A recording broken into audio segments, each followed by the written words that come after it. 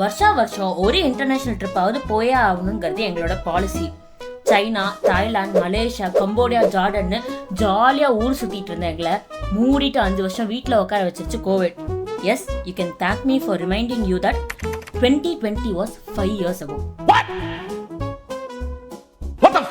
அதனால இந்த வருஷம் கண்டிப்பா ஒரு இன்டர்நேஷனல் ட்ரிப்பாவது போயே ஆகணும்னு எங்க அம்மா ஒத்த கால நின்னாங்க. அப்படி பிளானே இல்லாம போனதுதான் வியட்நாம். சென்னையில இருந்து வியட்நாமுக்கு டைரக்ட் ஃபிளைட்ஸ் கிடையாது.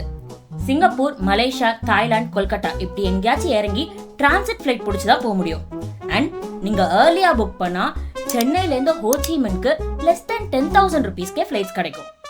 இப்போ தாய்லாந்து விசா ஃப்ரீ. ஸோ கரெக்டாக பிளான் பண்ணி ஸ்ப்ளிட் ஜர்னி போட்டு ஃப்ளைட்ஸ் புக் பண்ணால் நீங்கள் 2 கண்ட்ரீஸை கம்மி விலையில் சுற்றி பார்த்துட்டு வரலாம். நாங்கள் ஆல்ரெடி தாய்லாந்து பார்த்துட்டோங்கிறதுனால கொல்கட்டா வழியால் போகலான்னு முடிவு பண்ணோம். 4 மெட்ரோ சிட்டிஸில் நாங்கள் இதுவரை கொல்கட்டா பார்த்ததே இல்லை. வியட்நாம் தான் மெயின் கோர்ஸ், கொல்கட்டா தான் ஸ்டார்டர்ஸ்.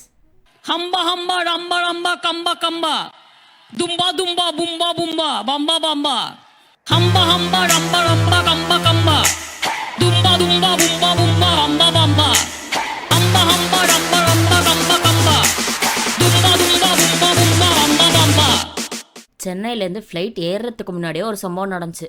1 இல்லை 2. டொமஸ்டிக் ஏர்போர்ட்டுக்கு ஊபர் புக் பண்ணேன். நான் தான் பண்ணேன். ஆனால் அவர் ஏர்போர்ட்டுக்கு போகாமல் அடையார் நோக்கி போயிட்டு இருந்தாரு. யார் பார்த்த வேலைன்னு தெரில, நானும் நோட் பண்ணல. அடையாரில் இருக்கிற ஃபாஸ்ட்ராக் ஆஃபீஸர் டொமஸ்டிக் ஏர்போர்ட்னு கூகுள் மேப்ஸில் யாரோ டேக் பண்ணியிருக்காங்க. டிரைவரும் சொன்னார் இதுக்கு முன்னாடி நிறைய கஸ்டமர்ஸ் இதே தப்பு பண்ணியிருக்காங்கன்னு. நல்ல வேலை, ட்ரிப் ஆரம்பித்து 5 மினிட்ஸ்லேயே நாங்கள் நோட் பண்ணதுனால கரெக்ட் டைமுக்கு ஏர்போர்ட் போய் சேர்ந்துட்டோம். ஸோ சென்னை மக்களே, டொமஸ்டிக் ஏர்போர்ட்க்கு கேபில் போகும்போது கொஞ்சம் எக்ஸ்ட்ரா கேர்ஃபுல்லாக லொக்கேஷன் சூஸ் பண்ணுங்க. அண்ட் அந்த 2வது சம்பவம் தான் உடான் யாத்ரி கஃபே. 4 சமோசா, 2 வடை, 2 1/2 லிட்டர் பிஸ்லரி பாட்டில், ஒரு காஃபி, ஒரு டீ, இது எல்லாம் 160 ரூபாய்க்கு. அதுவும் ஏர்போர்ட்ல சாப்பிட்டோன்னு சொன்னா உங்களால நம்ப முடியுதா? என்னாலையோ அப்ப நம்ப முடியல. கண்ணாடி கட்டிட்டாங்கடா. நாங்கள் உட்டான்ஸ் இல்லை, இனிமேல் உட்டான்ஸ் சாப்பிட்டு 20 ரூபாய்க்கு வடை, 10 ரூபாய்க்கு டீ, 10 அப்பா ரூபாய்க்கு சொல்றதெல்லாம் நம்பாத. அது உட்டான்ஸா இல்லையான்னு போய் பார்க்கலாம்.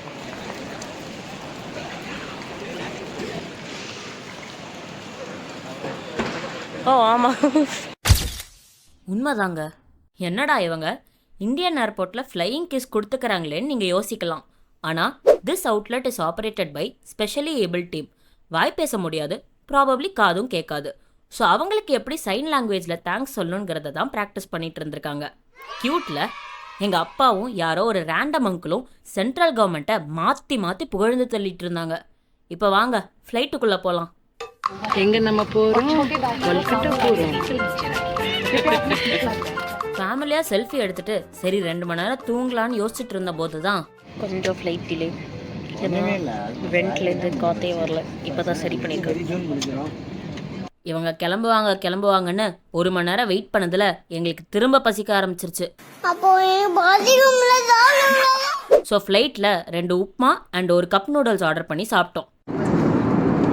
எப்படி இருக்கு? நல்லா இருக்கா? இண்டிகோ இதை 400 ரூபாய்க்கு விற்கிறாங்க. ஆனால் சென்னை திருவேற்காடில் தான் பண்ணுறாங்க.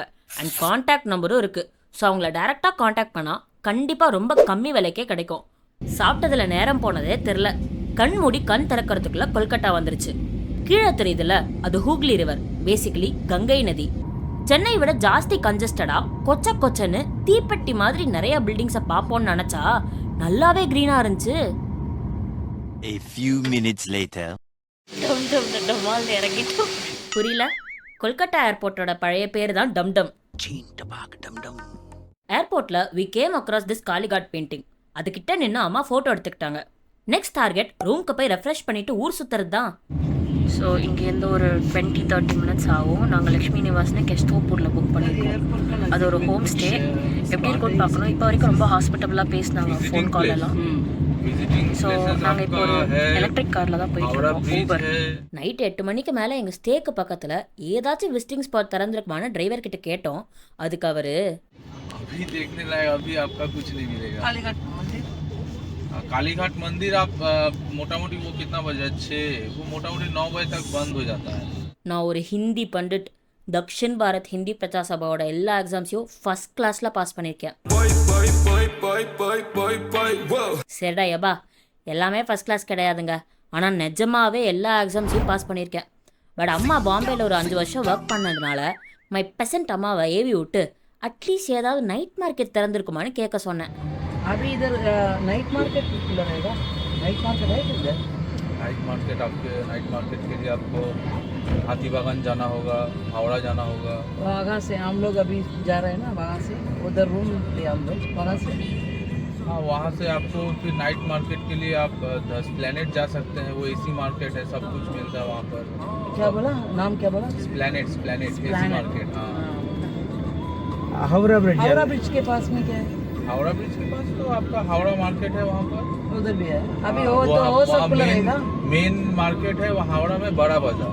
हाँ 12 बजे तक फिर अங்க 12 बजे तक. 12 बजे तक नहीं, बाजार का नाम है बड़ा बाजार.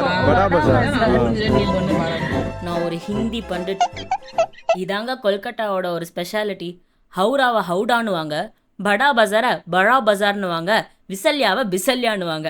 டியை ஆர் ஆக்கிடுவாங்க, ஆரை டி ஆக்கிடுவாங்க, வியை பி ஆக்கிடுவாங்க. இதான் லக்ஷ்மி நிவாசன் நினைக்கிறோம். ஸோ இப்போதைக்கு வந்திருக்கோம், திறந்தாங்கன்னா கண்டுபிடிச்சிடலாம். Booking.comல தான் பிடிச்சேன் இந்த ஹோம் ஸ்டேயை. செம ஏரியா. டக்குன்னு சென்னை அண்ணா நகருக்குள்ளே நுழைஞ்ச மாதிரி இருந்துச்சு. 2 பேருக்கு எவ்வளோன்னு கெஸ் பண்ணுங்க பார்ப்போம். Just 1200 rupees per night. நாங்கள் 4 பேருங்கிறதுனால 2 ரூம் புக் பண்ணேன். இதான் எங்கள் rooms and their attach bathrooms.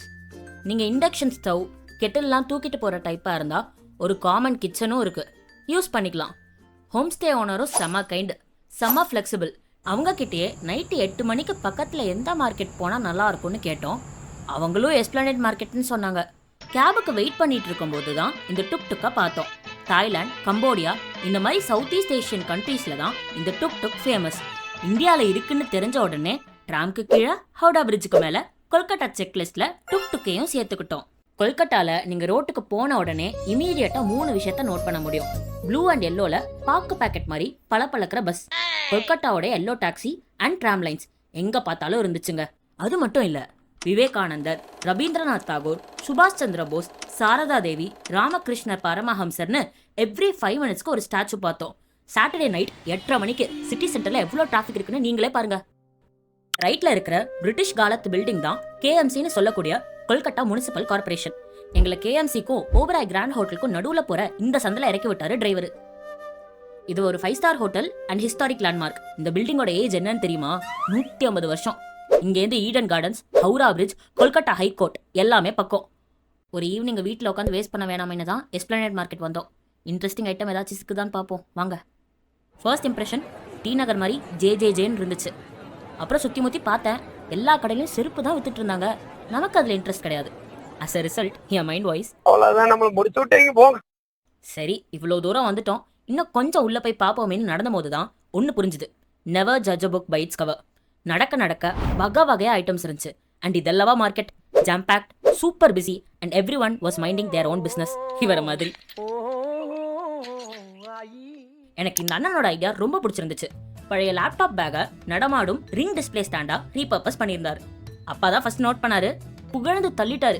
கொஞ்சம் தூரத்துக்கு அப்புறம் I came across my second item of interest, match கன்.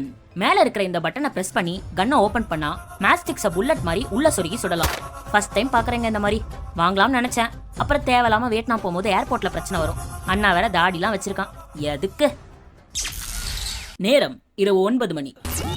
சரி டின்னர் சாப்பிடலாமேன்னு அங்கே செயின் வித்துட்டு இருந்தவர்கிட்ட பக்கத்தில் வெஜ் ரெஸ்டாரண்ட் எங்கே இருக்குன்னு கேட்டோம். 50 மீட்டர்ல சாரங்னு ஒரு ரெஸ்டாரண்ட் இருக்கு. இட்லி தோசைலாம் சுட சுட கிடைக்கும், போங்க போய் என்ஜாய் பண்ணுங்கன்னு சொன்னாரு. எங்க மூஞ்ச வச்சே கண்டுபிடிச்சிட்டாருங்க நாங்க சவுத் இந்தியன்னு. உங்க எல்லாருக்கும் தெரிஞ்சிருச்சா? சரி விடு, வாங்க சாப்பிட போலாம். சாரங்க்கு ஜஸ்ட் முன்னாடி ஸ்ரீராம் மார்க்கெட்டு கீழே த ஃப்ரெண்ட்ஸ் ஹோம்னு இன்னொரு வெஜிடேரியன் ரெஸ்டாரண்ட் பார்த்தேன். அப்படின்னா என்ன அர்த்தம்? நியூ மார்க்கெட்டுக்கு நேர போற சந்துல வெஜிடேரியன் ஆப்ஷன்ஸ் இருக்குன்னு அர்த்தம். நோட் பண்ணிக்கோங்க. இதுக்கப்புறம் ஒரு 14 நாள் வியட்நாம்ல என்ன பண்ண போறோம்னு தெரியல, பொறுத்திருந்து பார்ப்போம். வேகமா போயினே இருக்கா? அவங்க போறாங்கடா. எங்க அவங்க போயிட்டாங்களா ஆல்ரெடி? இல்ல பணம் நானா இருந்தா கண்டிப்பா வாங்கியிருப்பேன். பழைக்க தெரியாத பையன். வந்துட்டோங்க சாரங். 5 அடி 4 அங்குலம் இருக்கும் என்னை 7 அடி மனிதராக உணர வைத்த தருணம். ரொம்ப லோரூஃப். இதே மாதிரி மும்பையில் நாங்கள் போன ஒரு ரெஸ்டாரண்ட்டை பற்றி பேசிக்கிட்டே எங்கள் அப்பா விழ தெரிஞ்சாரு. சரி ரூஃப் தான் ரொம்ப லோவா இருக்குன்னு பார்த்தா கை கழுவுற டேப்ல தண்ணி வரல. இப்பதான் வேலை தெரிஞ்சாரு. அதுக்குள்ள எங்க அப்பாக்கு கொழுப்ப பாத்தீங்களா?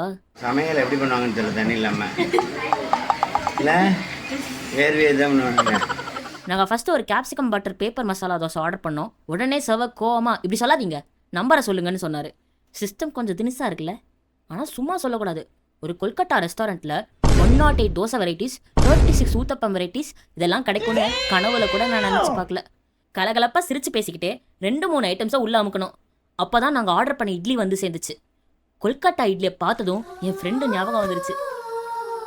நான் 6th 7th 8th படிக்கும்போது ஸ்னேஹா ஹாசன் எனக்கு ஒரு பெங்காலி ஃப்ரெண்டு இருந்தா. என் அம்மாவுக்கு இட்லிக்கு அவள் வந்து பைத்தியம், இட்லி அண்ட் தக்காளி சட்னிக்கு. நாங்கள் என்னன்னா கொல்கட்டாக்கு வந்து இட்லி வாங்கியிருக்கோம்.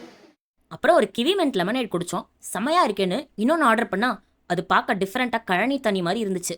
இப்படித்தான் நான் ரோட்ல போறப்போ பச்சை தண்ணி கொஞ்சம் கூட தான் இருக்கு. தண்ணி கூட லேட்டா நீங்கள் சொன்னதே அந்த திக்னஸ்க்கு தான். இதான் ஆக்சுவலாக லெமனேடு. நம்மளுக்கு ஃபர்ஸ்ட் ஐஸ்கிரீம் ஷேக் கொடுத்துட்டாங்களான்னு தெரியல. இதான் ஆக்சுவலாக லெமனேடு. நாக்குல அன்னைக்கு பார்த்தா ஒரே புளிப்பு. கண்டிப்பாக அது இல்லை, இது வேற என்னமோ நல்லா இருக்கு. இல்லை எனக்கு தெரிஞ்சு இதுதான் லெமனேடு. அது வந்து ஐஸ்கிரீம் ஷேக், கிவி ஐஸ்கிரீம் ஷேக் என்னமோ கொடுத்துட்டாங்க. இதுதான் லெமனேடு. நம்பர் 39. உடனே அப்பா என்ன தெரியுமா சொன்னாரு, நம்பர் 39க்கு பதிலா 32 கொடுத்துட்டாங்களாம். என்னால் முடியல.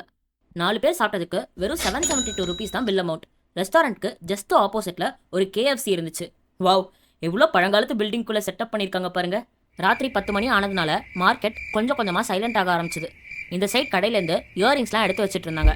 அப்படியே நடக்க நடக்க துணி கடை, லேடிஸ் ஹேண்ட்பேக்ஸ் வைக்கிற கடைன்னு இப்படி ஒரு கடையாக அடைச்சிட்டு இருந்தாங்க. அப்போதான் we came across this building. Central station மாதிரி இருக்கிற இந்த பில்டிங் என்ன தெரியுமா? Indoor market. இதை ஹாக் மார்க்கெட் ஒரு நியூ மார்க்கெட்னு கூப்பிடுறாங்க. அப்பாவுக்கு சாய்னா ரொம்ப பிடிக்கும். ஆப்போசிட்ல ஒருத்தர் சுட சுட தள்ளு வண்டியில சாய் வித்துட்டு இருந்தார். ஆனால் விலை தான் ஏதோ ஏர்போர்ட்ல விற்கிற மாதிரி சொன்னாரு. 10 ரூபாயாம். இங்கே எல்லாமே டீ எல்லாமே வந்து மட்டில் தான், களிமண்ணில் தான் பண்ணுறாங்க. இது என்வரன்மெண்ட் ஃப்ரெண்ட்லி தான். அப்பாவும் நானும் குடிச்சு பார்த்துட்டு சர்டிஃபிகேட் கொடுத்த உடனே அம்மாவும் ஆர்டர் பண்ணாங்க. நல்லா இருக்கு.